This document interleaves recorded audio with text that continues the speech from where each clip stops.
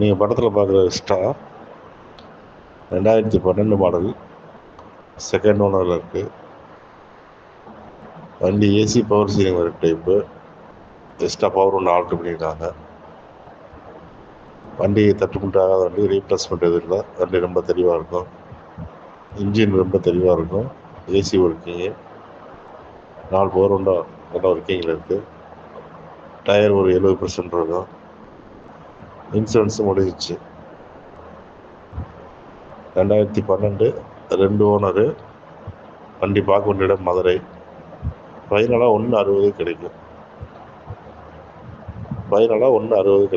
வண்டி பார்க்க வேண்டிய இடம்